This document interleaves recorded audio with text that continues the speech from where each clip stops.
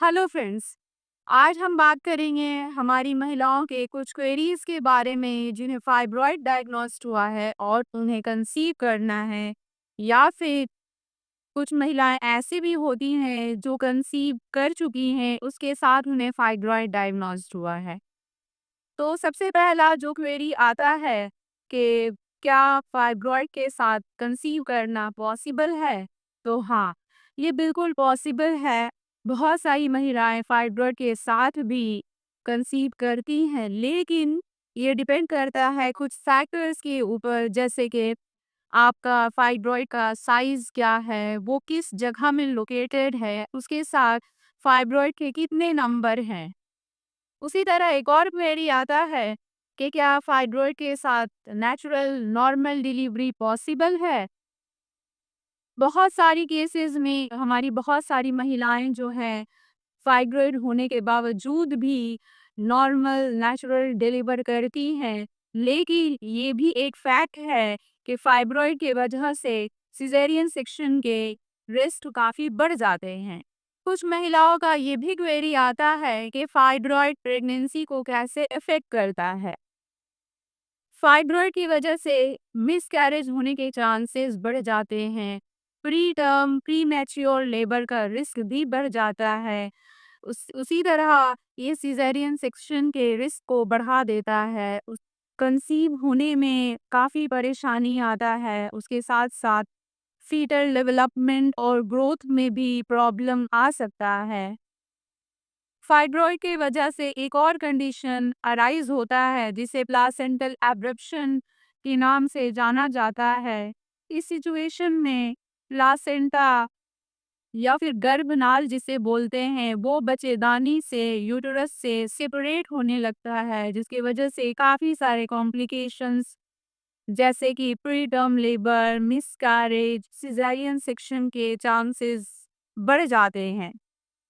कुछ फीमेल्स का ये भी क्वेरी होता है कि अगर फाइब्रॉइड है तो उसे हम ट्रीट कैसे करें या फिर रिमूव कैसे करें।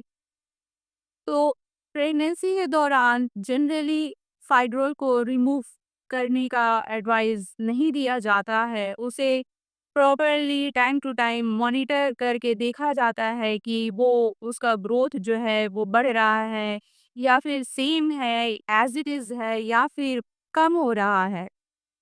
पेन अगर आपको है तो पेन किलर एडवाइस किया जाता है, उसके साथ साथ बेड रेस्ट दिया जाता है ताकि आपके सारे कॉम्प्लिकेशन सबसाइड्स हो।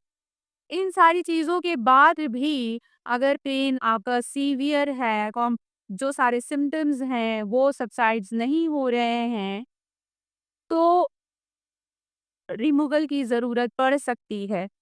एक कंडीशन अराइज होता है जिसे फाइब्रॉइड डिजेनरेशन के नाम से जाना जाता है। इस सिचुएशन में फाइब्रॉइड जो है वो डिजेनरेट होना शुरू हो जाता है, जिसकी वजह से कॉम्प्लिकेशन अराइज होते हैं, जो कि अगेन इंडिकेट करता है कि आपको सर्जरी की ज़रूरत है, फाइब्रॉइड को रिमूव करने की ज़रूरत है। ऐसे ही कुछ महिलाओं का ये भी क्वेरी होता है कि क्या फाइब्रॉइड प्रेगनेंसी के बाद खुद ब खुद ख़त्म हो जाएगा, कम हो जाएगा उसका ग्रोथ। कुछ प्रेग्नेंट लेडीज में देखा जाता है कि फाइब्रॉइड जो है वो श्रिंक होने लगता है, कि किसी महिला में देखा जाता है कि फाइब्रॉइड का ग्रोथ बढ़ने लगता है। किसी किसी केस में ये भी देखा जाता है कि आपको फाइब्रॉइड नहीं है, लेकिन प्रेगनेंसी में नया फाइब्रॉइड बढ़ना शुरू हो गया है।